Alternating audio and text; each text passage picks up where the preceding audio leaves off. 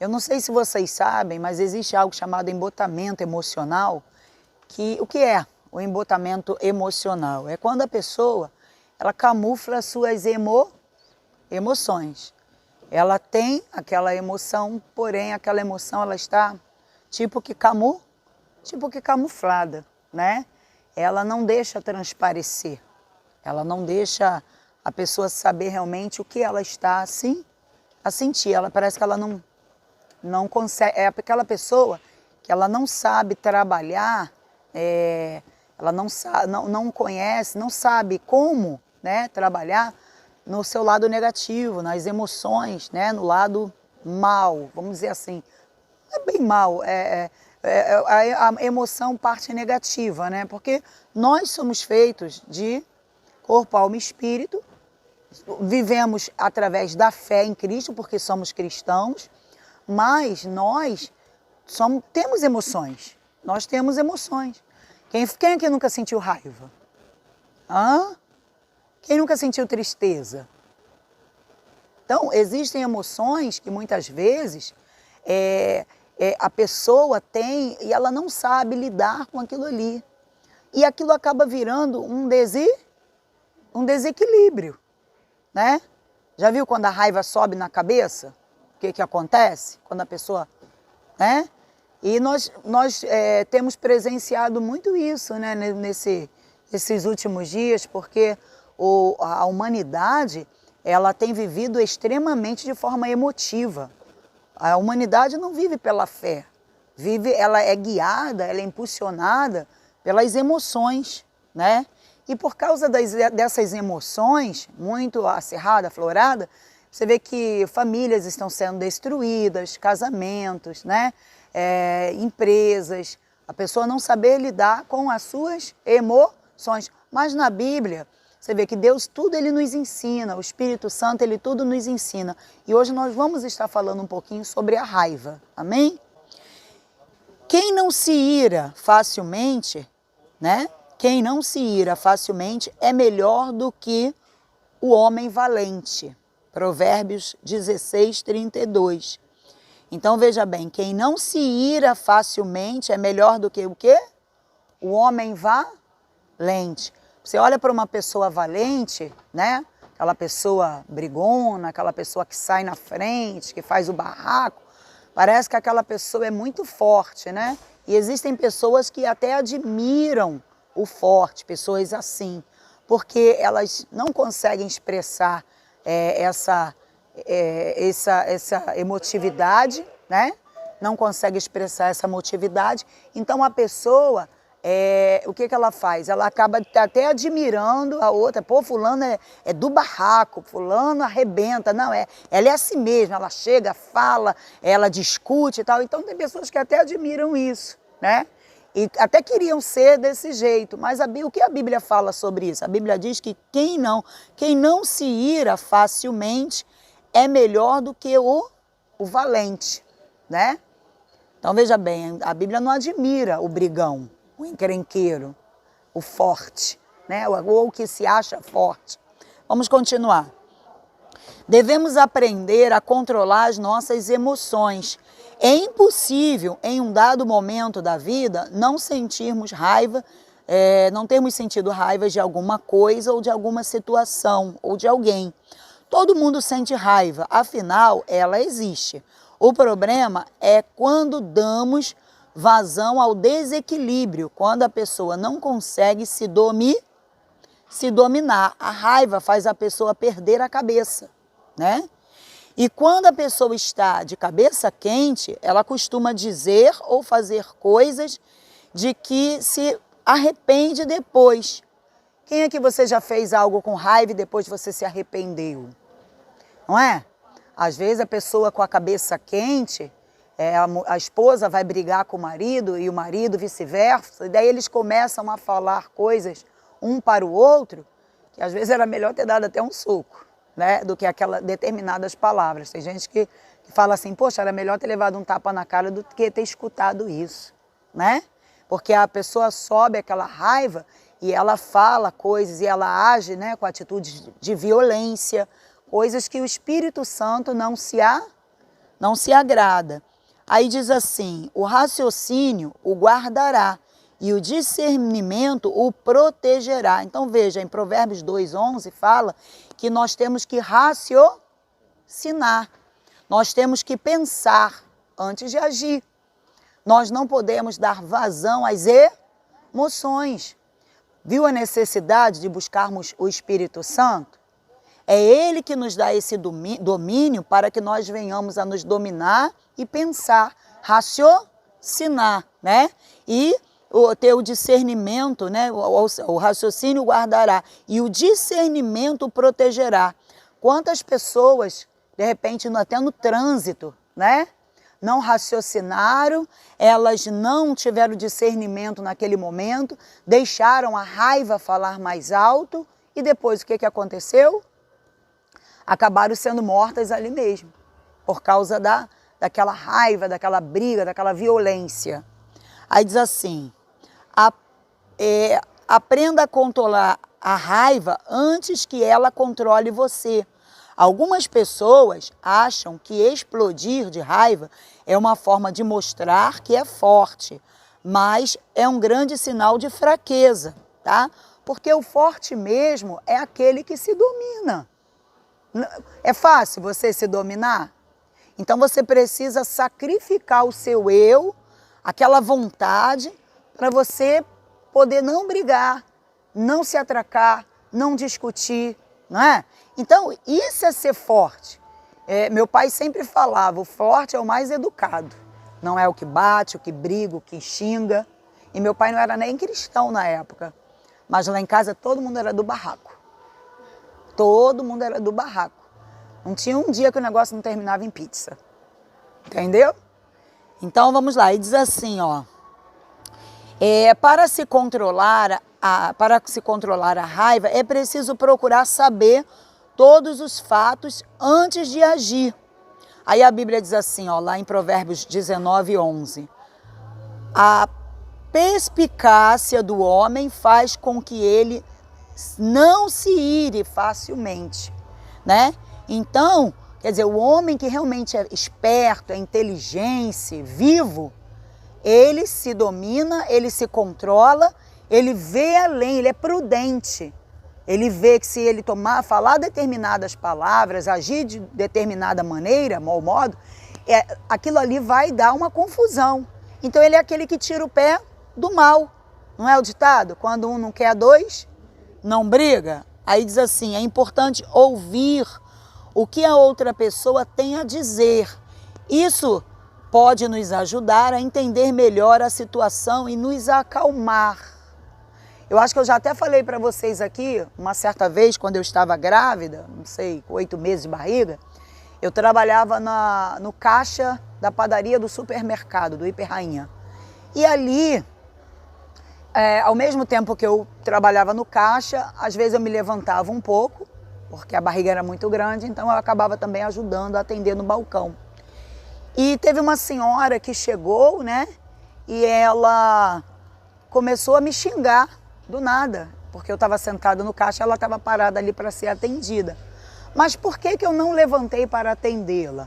Porque lá dentro da vitrine só tinha 3 pãezinhos. E ela queria aqueles 3 pãezinhos, sendo que, como a minha barriga era muito grande e a vitrine era muito afastada, eu não teria como entrar com aquela barriga ali e puxar os pães. Então eu estava esperando sair o pão fresquinho, faltava só 3 minutos, e a gente ia despejar um cesto de pão quentinho ali, eu ia dar o melhor para ela. E o que ela fez? Ela ficou ali em pé me xingando de tudo quanto era nome. Sabe, eu acho que a gravidez me ajudou muito, sabe? Que na gravidez eu fiquei mais calma, porque se fosse outros tempos... Então eu não falei nada, eu fiquei olhando. Aí quando o rapaz veio, né, o padeiro veio, colocou o pão e vieram os atendentes, aí ela foi falar e ele falou assim, mas senhora, ela está grávida, ela não tem como entrar ali para pegar aquele pão. Ah, ela me deixou aqui plantada e poderia... Então é o que está falando aqui, sabe? Às vezes é melhor você ouvir primeiro, né, o que a outra pessoa tem a dizer antes de você fazer julgamento precipitados.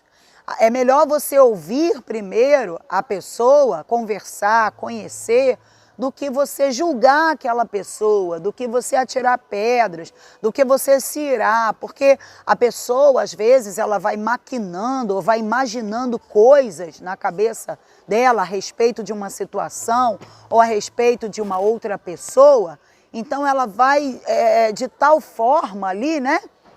Ela vai, como se diz, imaginando, maquinando, e ela vai dando permissão ao diabo de trabalhar na cabeça dela e de fazer desenhar na mente dela um grande monstro.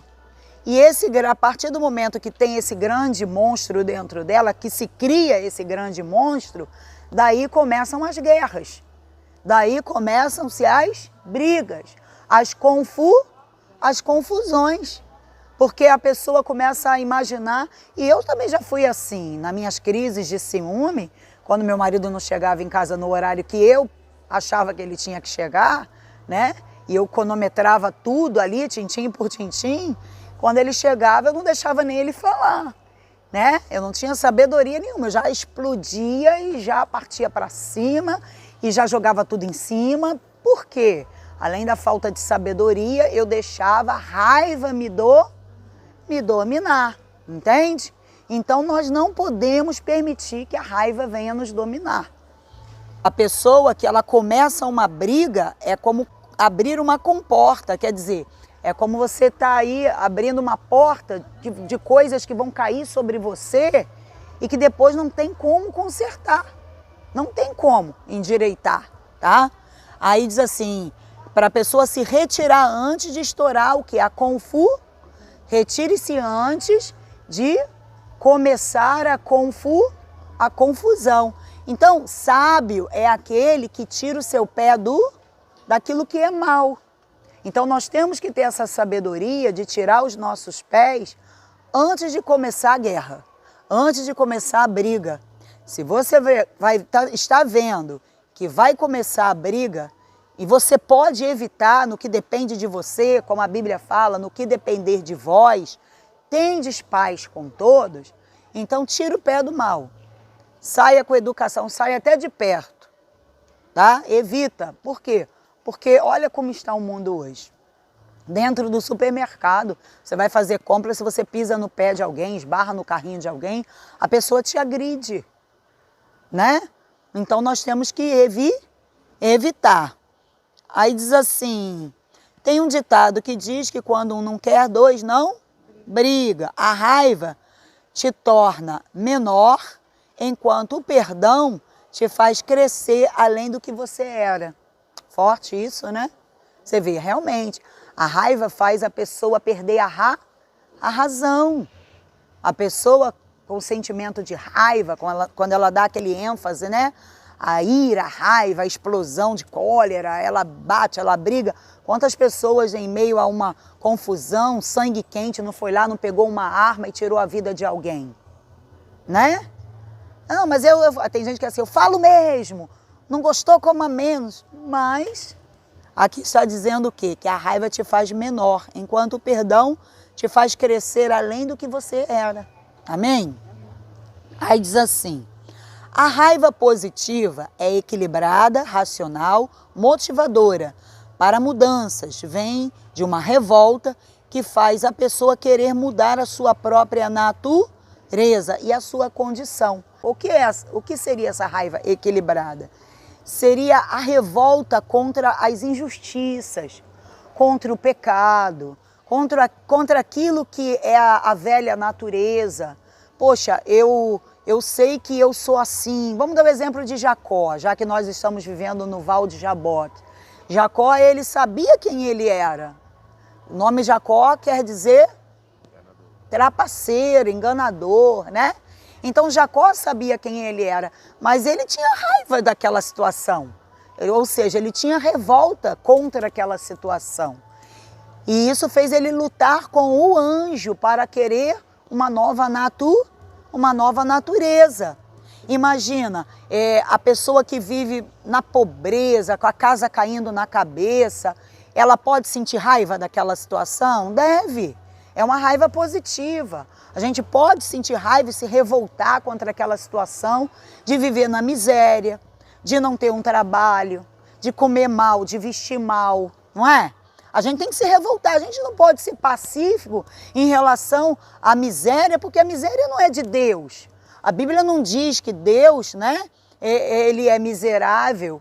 Ah, mas Deus não, ele não é a favor dos pobres. Pobre não é mendigo, entende? Quando se fala pobre, está falando de pobreza espiritual. Pessoas que não se submetem, que não conseguem ser submissas, pessoas que são cheias de soberba. Isso é ser pobre, né? De egoísmo, como nós estamos estudando na sexta-feira. Mas a pessoa ser revoltada contra a situação que ela está vivenciando, ela é contra o mal que tirou o marido dela de casa, ela não é contra a amante, ela é contra o espírito que agiu entre ela e o marido. Ela é contra a falta de sabedoria dela, ou seja, ela vai se revoltar contra a falta de sabedoria dela e vai buscar aprender a ser sábia para edificar a casa dela. Então, veja que existe uma certa revolta, uma certa raiva positiva, que é aquela que eu me revolto, eu sei que eu tenho uma enfermidade e ali eu vou me revoltar, eu vou ficar com raiva desse negócio. Mas não é aquela raiva que vai me fazer atingir a minha saúde, tá? É aquela raiva que me impulsiona a uma revolta diante do altar, diante de Deus, para mudar aquela situação. Então eu posso ter uma raiva positiva. Vamos dar o exemplo também de Gideão. Gideão estava lá onde? Malhando trigo aonde? No lagar. Lugar que não era de malhar o trigo. E o povo dele estava escondido nas cavernas. Aí o anjo do Senhor apareceu a Gideão. E ele fez o quê? Ele deu glória, aleluia, é o anjo. Olha o anjo do Senhor. Ele fez isso? O que ele fez? O que Gideão fez? O Senhor é contigo, homem valente. Ele olhou e falou, o Senhor é comigo? Olha como é que ele falou com o anjo, comigo não é não. Ah, mas comigo ele não é mesmo. Não é não. Então você vê, foi uma raiva equilibrada, né? Uma revolta. Ele estava revoltado com a condição que ele estava vivenciando. Ele pensou, perspicaz. Ele disse assim, como é que Deus é comigo se o meu povo está ali, né? Trancado nas cavernas, os inimigos estão levando tudo que é nosso, a gente está fugindo, estamos escondidos. Se Deus é comigo, por que eu estou vivendo nessa condição? Então houve uma revolta, ao ponto de que aí o anjo falou assim, então vai nessa tua força, que agora Deus realmente é contigo. Vamos mudar essa situação. Então você vê que existem revoltas, né? Uma raiva que ela deve existir em nós para nos motivar a gente se revoltar contra a situação e as condições que nós vivemos e até mesmo contra a nossa velha natureza, para que a gente possa mudar, porque se a pessoa tiver o espírito conformado, vai ficar difícil. Amém, pessoal? Nós não podemos ter conformação e temos que ter o domínio sobre a raiva.